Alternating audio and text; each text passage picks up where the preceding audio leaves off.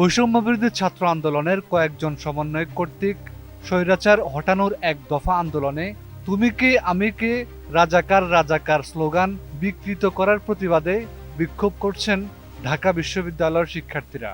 15 September রবিবার রাত 10টায় ঢাবির হল থেকে গত 14 জুলাইয়ের অনুরূপ স্লোগান নিয়ে বের হন সাধারণ শিক্ষার্থীরা। মিছিলটি বিশ্ববিদ্যালয়ের বিভিন্ন হল ঘুরে রাজু ভাস্কর্যের পাদদেশে জমায়েত হয়। এ সময় শিক্ষার্থীরা তুমি কে আমি কে রাজাকার রাজাকার কে বলেছে স্বৈরাচার স্বৈরাচার বিকৃতি চলবে না, সাক্ষী আছে জনতা, চেয়েছিলাম অধিকার হয়ে গেলাম রাজাকার, স্বৈরাচারের বিরুদ্ধে ডাইরেক্ট অ্যাকশন ইত্যাদি স্লোগান দিতে থাকেন। মুক্তিযোদ্ধা কোটা পুনর্বহালের সিদ্ধান্তের পর গত বছরের 14 জুলাই এক সাংবাদিকের করা প্রশ্নের জবাবে পতিত শেখ হাসিনা বলেছিলেন, মুক্তিযুদ্ধ ও মুক্তিযোদ্ধাদের বিরুদ্ধে এত ক্ষোভ কেন?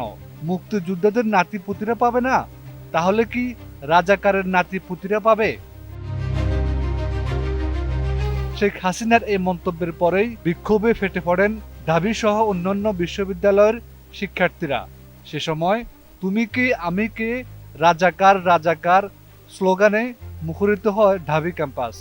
পরবর্তী সময়ে এই বিক্ষোভ দেশের সব শিক্ষা প্রতিষ্ঠানে ছড়িয়ে পড়ে এবং সেসব শিক্ষা প্রতিষ্ঠানেও শিক্ষার্থীরা এই স্লোগান দেন।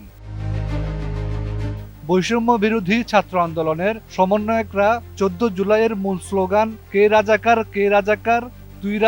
তুই রাজাকার বলে ফেসবুকে প্রচার করতে থাকেন, যার প্রতিবাদে বিক্ষোভে ফেটে পড়েন শিক্ষার্থীরা। হাফিজুল্লাহ, 21 টেলিভিশন।